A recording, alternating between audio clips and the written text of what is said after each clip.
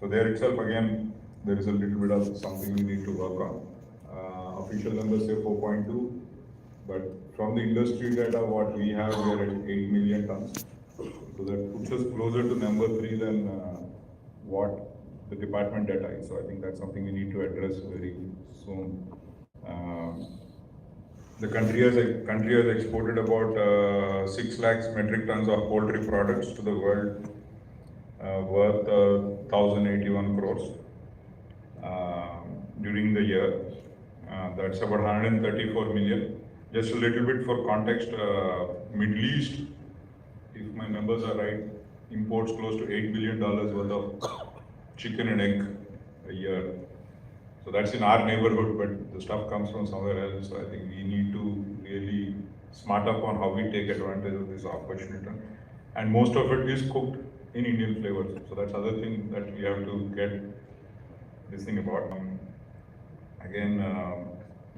Egg production, again, we're saying it was 78 billion in 2014. It's about 130 billion in 21-22. So post the COVID, whatever we went through, COVID was one of the best things to happen to egg consumption in the country. The consumption of eggs has really shot up post COVID. Once people have understood that all these are not facts, that chicken se nahi aata hai, but then and how good it is actually for your health to have more eggs. So normally I would have loved to show my picture of pre and post me eating more eggs, yeah, eggs did become a big difference in me losing a lot of weight and having a great health. So poultry sector has an important role.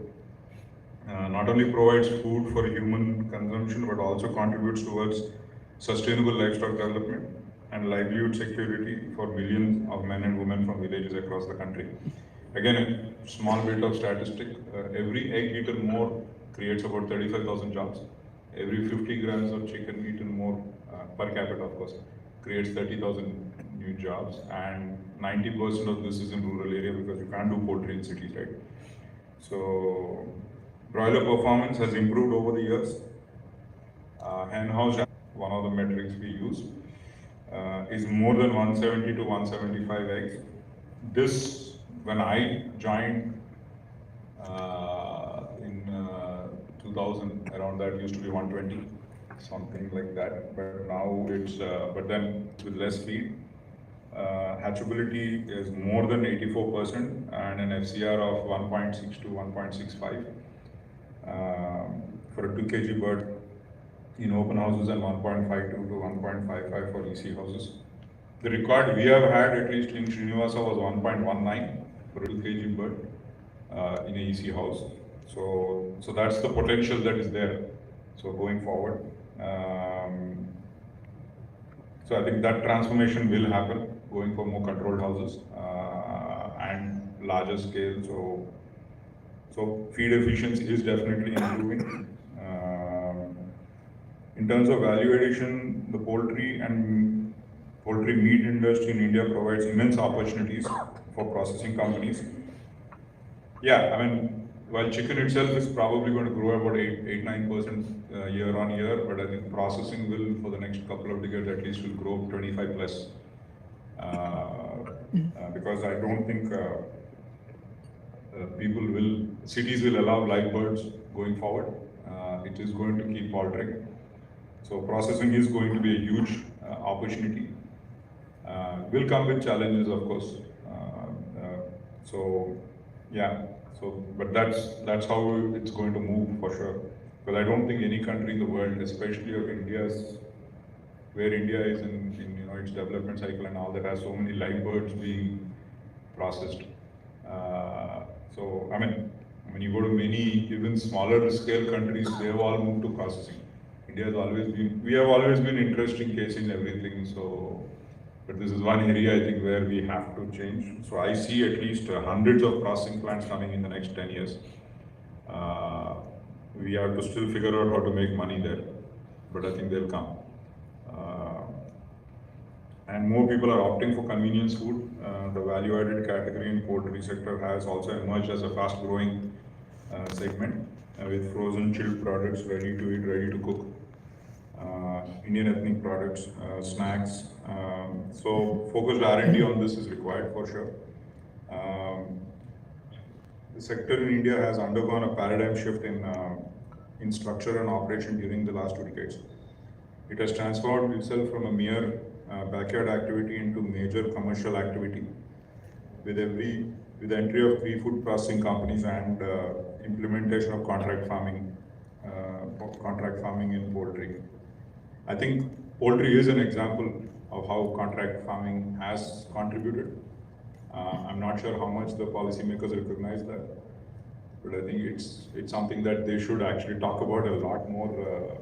Right, OP, I think on the success of how the Indian poultry segment has grown because of contract farming in broilers, and how it has actually taken care of small farmers.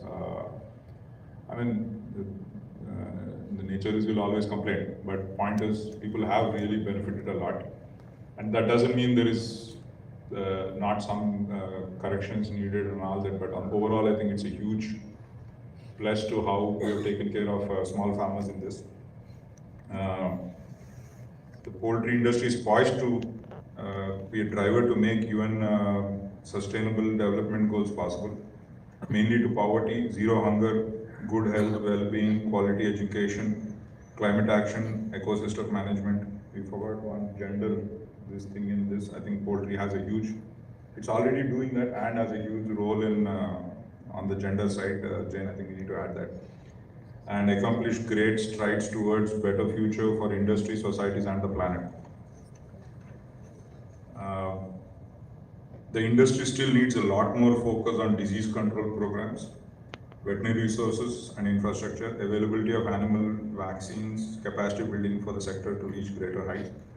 One area for sure is, I think we are missing out on development of veterinarians. It's crazy how few we are graduating. To me, veterinary has almost, I mean, maybe I'm exaggerating, but has close to the same role as IT professionals had. If we need to definitely graduate, have more veterinarians coming out, because not only in India, the whole world needs more veterinarians. And I think it's a huge opportunity, economic opportunity for people. So we definitely need more veterinary colleges and more veterinarians to be trained. Looking at the prevalence of large-scale animal disease outbreak as one of the biggest impediments in the growth sector, CII and Agriculture Center of Excellence phase has been driving science-based food safety activities and capacity building in the poultry sector across the country by engaging with all relevant stakeholders. CII is focused on safe use of antibiotics, mitigation of AMR, and implementation of microbiological standard hazards in the poultry value chain through capacity creation, risk assessment, and dissemination of best practices among stakeholders. CII is also partnering with a very important initiative, the One Health program, under the guidance of Department of Animal Husbandry and support of Bill and Melinda Gates Foundation to focus on preventing disease outbreaks, augmenting surveillance and response systems. We are thankful for the Department of Animal Husbandry for this initiative, and the private sector looks forward to being a key collaborator in this effort. The deliberations at this conference are focused on showcasing the potential of poultry sector and the key interventions needed to make it globally competitive. CII has also worked on the vision of the poultry sector by 2047, paving a way forward for the stakeholders to aim higher and transform the poultry sector to achieve its full potential. The vision paper will be released later during the program. Today's conference is the first half of the summit, and the second half is being planned in early Jan in Hyderabad, where we will release a study of egg supply chain costing in India. So we look forward to creating a roadmap with actions that need to be implemented in the coming years to carry forward the growth in this sector. Thank you. Thank you very much.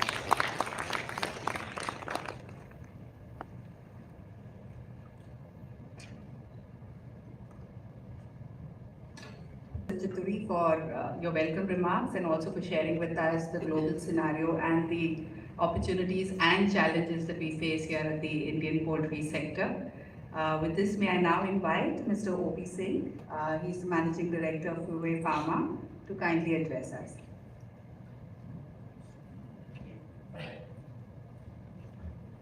Good morning, everyone. The good thing is the crowd is thin, so we can take a lot of opinions from your side as well. No harm, you can interrupt any time.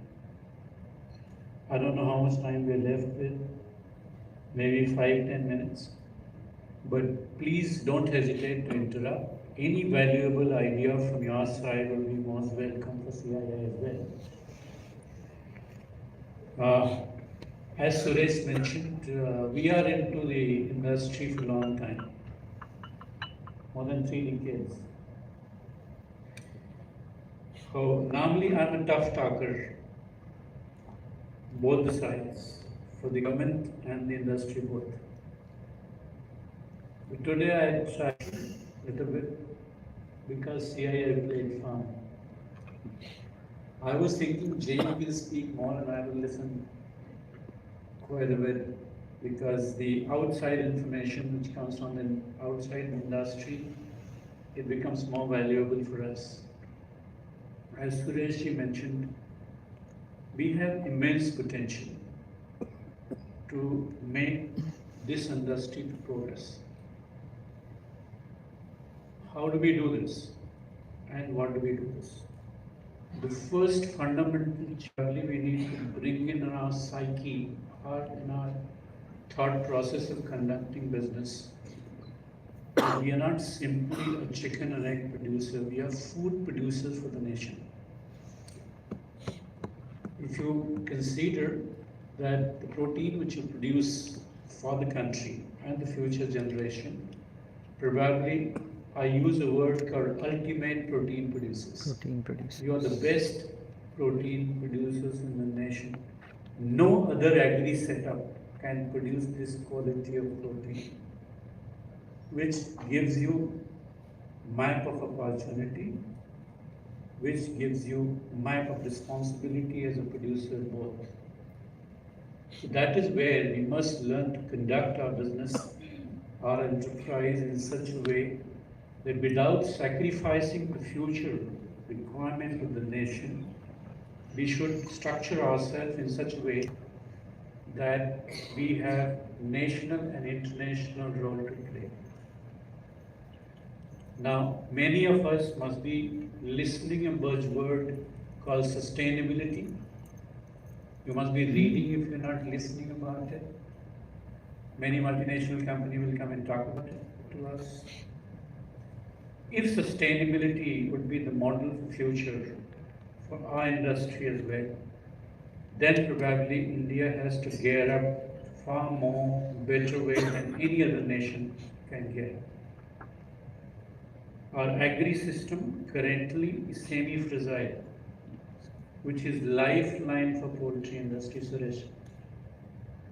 If all the grains have to come, qualitative grains have to come and to be used into the animal feed industry, they have to be organized first. Now, who can do this immense task? Suresh mentioned the rapid response system for disease management. If is a nodal agency to declare a disease and control a disease, probably the rapidity at which they have to respond is far more different than what they have responded 30 years ago or 30 years in the past. It means greater coordination between the administrative body and the private body is immense requirement for this enterprise. And that is where probably I congratulate Jane that the CII comes into the force. I haven't heard CII 10 years ago in the poultry industry, but probably you as a most credible organization of Indian industry have come in at a very right time. If you this cohesiveness amongst various departments, agencies, and industry people together, probably we make our move more faster. We can create an industry which is probably most respectable in the world. As Suresh mentioned, we are moving very rapidly, but we are moving very rapidly because we have 1.5 billion to be faced. We haven't gone greatly to the international trade as yet. We haven't proven our qualitative footprint as yet into international market on behalf of the poultry industry as yet. That has to be organized, that has to be mentioned, that has to be projected.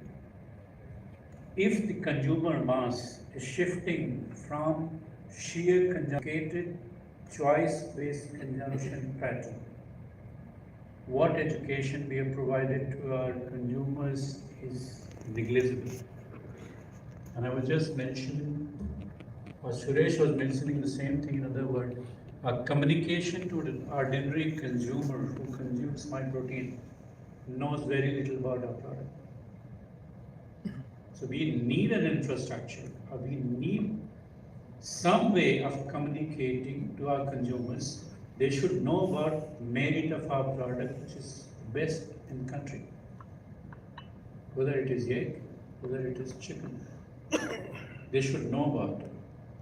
And I have mentioned it time and again into various forums. Today, even if you go to the hardcore villages, the younger population, which is your hardcore customerhood for consumption, they are very educated. They are well decided in their mindset what they look forward to. The money will not be spent so easily towards any product if it is not very convincing to my choice, to my design and food safety. So second challenge beside production is how can I produce safe food for the nation? And that is where Sureshji mentioned about microbial resistance, those kind of disease challenges, or the misinformation to the nation by the NGOs or other agencies which is being spread. Now all this is a humongous task to be performed by the industry, but that can only happen when you are together. With each organization in the country or each department in the country cohesively puts their thoughts and organizes towards one goal. I would be very happy if India accepts that India is a protein deficient nation. We have to bring it to protein sufficiency nation. If Indian administrative authorities and general mass accepts that we need more qualitative protein to our future generation, we are in the right direction. So objective number one, communication philosophy of industry has to be different than what it was 3 decades behind.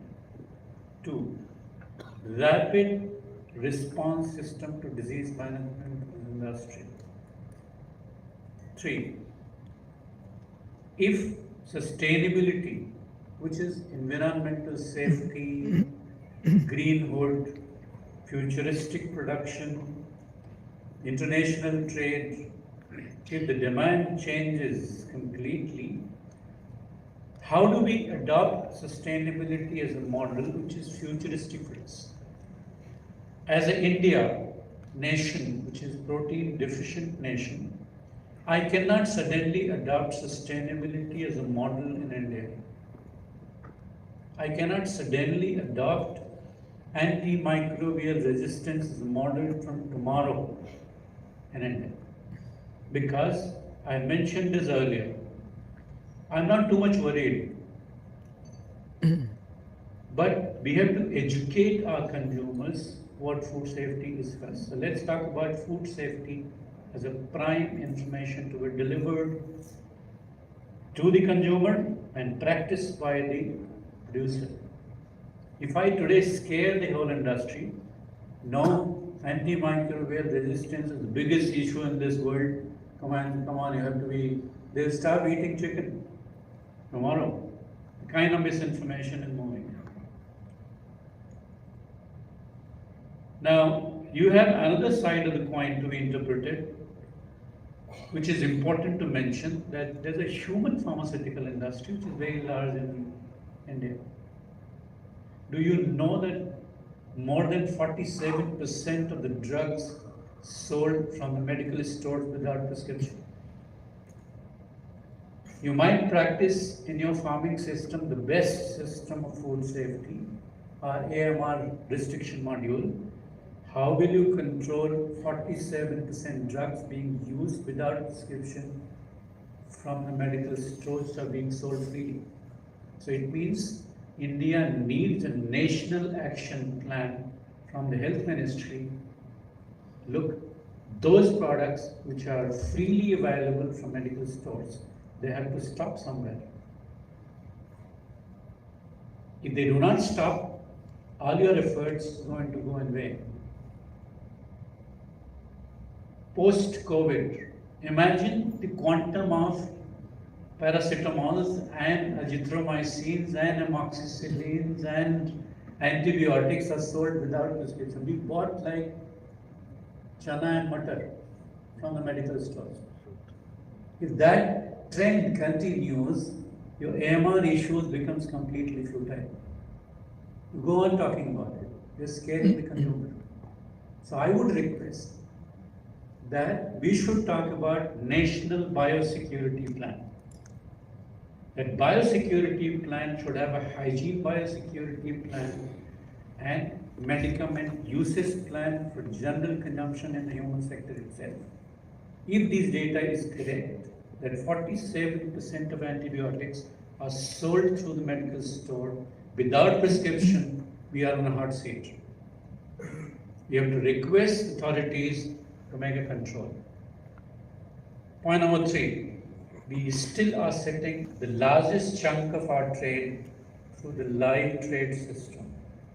All our chickens travel when they're ready 200, 300, 400 kilometers from one place to other place. Sometime in the tracks. Sometime in the mandis, they're sitting idle for 8 hours, 9 hours before they're sold out. Now, we have to have a protection system for the chicken who are traveling 500 kilometers, 400 kilometers per day through the vehicles. Now, I would suggest we must synergize our efforts parallelly through the Animal Husbandry Department. Those antibiotics which are used in human should never be allowed to be used into the veterinary sector. Action number 1. So at least we are segregating the human population versus animals. Now, unfortunately, those companies who talk about AMR, Suresh, they are the largest producers of unauthorized feed supplements. You can find amoxicillin, you can find azithromycin, you can find penicillin, you can find gentamicin, you can find ampicillin as a feed supplement in this country, coming from human pharmaceutical segments of those companies who talk about AMR. Can you not keep them away only for human consumption? Select only products which are needed for veterinary consumption and should be approved by the government of India. These products are authorized to be used still for a few years till your national biosecurity plan is completely implemented. Veterinary feed supplements. So these are the transition models. These big countries who are talking today of AMR, they themselves have implemented. To give you an example,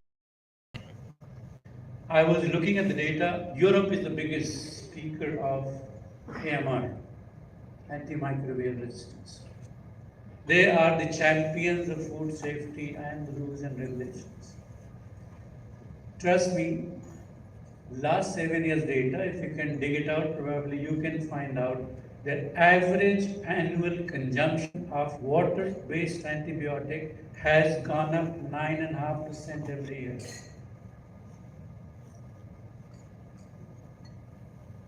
So one side, you have withdrawn the product and talking globally, AMR is a big issue. The other side, you continue to consume higher quantity of antibiotics throughout our treatment system. So how do I collate this information to my favor in India? Because I have an overgrown human pharmaceutical sector which has a fragility of availability of antibiotic at medical stores easily. And we have a responsibility to deliver a high quality, safe food to the nation and the future generation, to our children. And that is where I call upon to everyone, every stakeholder, including the authorities and the industries, to make a plan which is futuristic for the nation, which is safe for the nation, which is good for the nation. I don't want to deprive my industry tomorrow by making one rule. Look at the neighborhood. Some of them, Bangladesh or Nepal, they adopted this European model. No more feed supplements of antibiotic origin to be used. Trust me, 50% of the product which are used, they are antibiotics in the feed. One, the cost of production has gone up 27 rupees per kg extra than India. On one side, you have a responsibility of delivering a cost-efficient, safe food to your future generation. The other side, you are trading the most expensive rule to be implemented. Now, that's a question to be answered by, as a citizen of the nation myself, what is good for me, for my nation? I cannot become Europe tomorrow. I cannot become America tomorrow. I need responsive, solid strategy to invest in the nation to maintain the livestock production to high quality delivery to our future. That is why I call upon CII, Government of India and the industry, put your hand together and do something for this nation. Thank you so much for listening.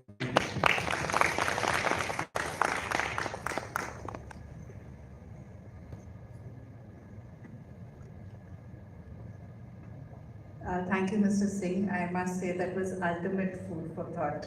Thank you so much for that. With that, we now invite Chitri to kindly release the vision report on the poultry sector.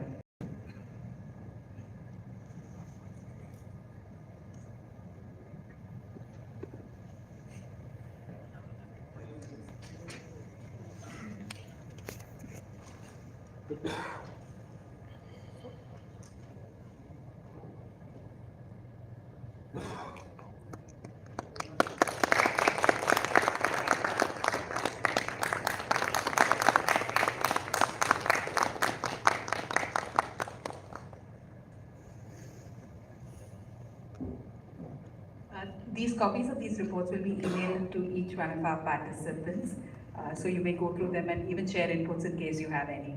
Thank you so much. With this, now we move on to our next session, which is our panel discussion, and request Mr. Chituri and Mr. Singh. Thank you so much once again, and we will move on to the next session in which